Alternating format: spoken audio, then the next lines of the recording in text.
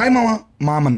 తమిళ్లో star comedian అయిన సూరి గారు హీరోగా, ఐశ్వర్యలక్ష్మి గారు హీరోయిన్గా, ప్రశాంత్ పాండిరాజ్ గారి డైరెక్షన్లో చేసిన ఈ మూవీకి సూరి గారే స్టోరీ రాశారు.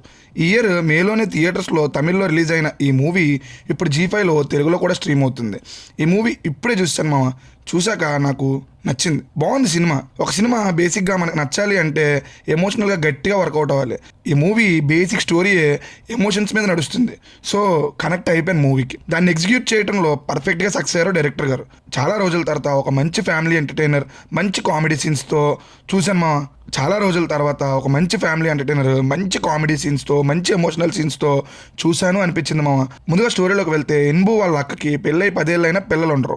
కానీ ఒకరోజు ఆవిడ ప్రెగ్నెంట్ అవుతుంది. తర్వాత ఒక బాబును కూడా కంటుంది. అదే హాస్పిటల్లో డాక్టర్ అయిన ఐశ్వర్యలక్ష్మి గారితో సూరి లవ్లో పడతాడు. అక్కకు పుట్టిన కొడుకు ఇన్బుకి బాగా దగ్గరైపోతాడు. ఎంత అంటే కన్న తండ్రినే దూరం పెట్టేంత. ఇలా జరగటం వల్ల ఇన్బు లైఫ్లో ఎలాంటి ప్రాబ్లమ్స్ వచ్చాయి, ఐశ్వర్యలక్ష్మి గారితో ఇన్బు లైఫ్ ఎలాంటి హర్డల్స్ ఫేస్ చేసింది, చివరికి అందరూ కలిసారా లేదా అనేది రిమైనింగ్ స్టోరీ. ముందుగా ప్లస్ పాయింట్స్లోకి వెళ్తే, స్టోరీ మామ మంచి ఫ్యామిలీ స్టోరీని రాసుకున్నారు. దాన్ని బాగా ఎగ్జిక్యూట్ చేశారు కూడా. బేసిక్గా ఒక కథ మంచి చెడు అనే కాన్ఫ్లిక్ట్స్ మీద రన్ అవుతూ ఉంటుంది.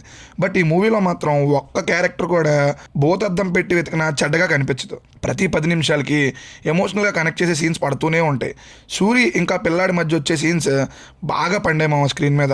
సూరి గారు ఈ స్టోరీ రాయటం వల్ల చాలా ఇష్టపడి చేసినట్టు తెలిసిపోతుంది స్క్రీన్ మీద. తమిళ వాళ్ళకి సూరి గారిని ఈ షేడ్స్లో చూడడం కొత్త కాకపోవచ్చు, కానీ మనకి మాత్రం ఆయన పర్ఫార్మెన్స్తో సర్ప్రైజ్ చేస్తారు. మిగిలిన యాక్టర్స్ కూడా చాలా బాగా చేశారు. ఎవరి క్యారెక్టర్స్ వాళ్ళు అద్భుతంగా చేశారు మామ. స్క్రీన్ మీద ఆ క్యారెక్టర్స్ కనిపిస్తాయి తప్ప ఆ యాక్టర్స్ కనిపించినంత న్యాచురల్గా చేశారు. సూరి గారి అక్క క్యారెక్టర్ చేసిన ఆవిడ గట్టిగా స్టాండౌట్ అయిపోతారు మనకి. ఫన్నీగా ఉండే బాబా భాస్కర్ గారిని ఈ మూవీలో కొత్తగా చూపించారు మామ. కొన్ని సీన్స్లో లిటరల్గా ఏడిపించేస్తారు. ఇలా చెప్పుకుంటూ పోతే ప్రతి క్యారెక్టర్ గురించి చెప్పొచ్చు మామ. అందరూ అంత బాగా పర్ఫామ్ చేశారు. ఇక టెక్నికాలిటీస్ విషయానికి వస్తే, కెమెరా వర్క్ బాగుంది. ఒక ఫ్యామిలీ డ్రామా స్క్రీన్ మీద విజువల్లీ అందంగా కనిపించాలి. అప్పుడే మనం ఆ సినిమాని ఎంజాయ్ చేయగలుగుతాం. అది ఈ మూవీలో జరిగింది మామ. తీసిన విధానం బాగుంది అన్న అంటే దాన్ని కట్ చేసిన విధానం కూడా బాగున్నట్టేగా మామ. ఇక మ్యూజిక్, సాంగ్స్ పెద్దగా ఎక్కలేదు.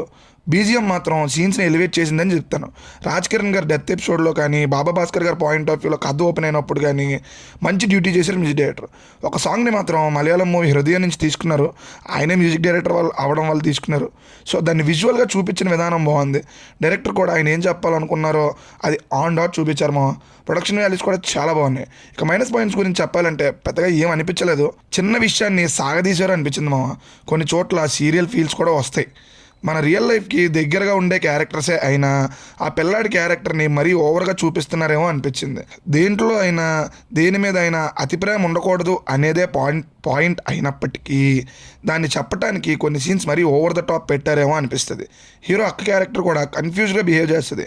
ఒక సీన్లో కావాలని తమ్ముడు బాగుండాలని గొడవ చేస్తుంది అనిపిస్తుంది. తర్వాత ఇంకో సీన్లో వాడికి వాళ్ళ ఆవిడ గొప్ప అయితే నా కొడుకు గొప్ప కాదా అంటది. క్యారెక్టర్ ఎందుకు అలా బిహేవ్ చేస్తుందో అర్థం కాదు.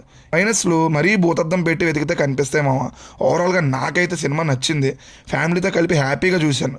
మీరు కూడా మీ ఫ్యామిలీ మొత్తం ఫ్రీగా ఉంటే జీ5లో ఫ్యామిలీ మొత్తం కూర్చొని ఒక వ్యూ ఇచ్చేయండి. తప్పకుండా మీకు నచ్చుతుందని అనుకుంటున్నాను. మంచి రివ్యూతో మళ్ళీ కలుద్దాం మామ. బాయ్.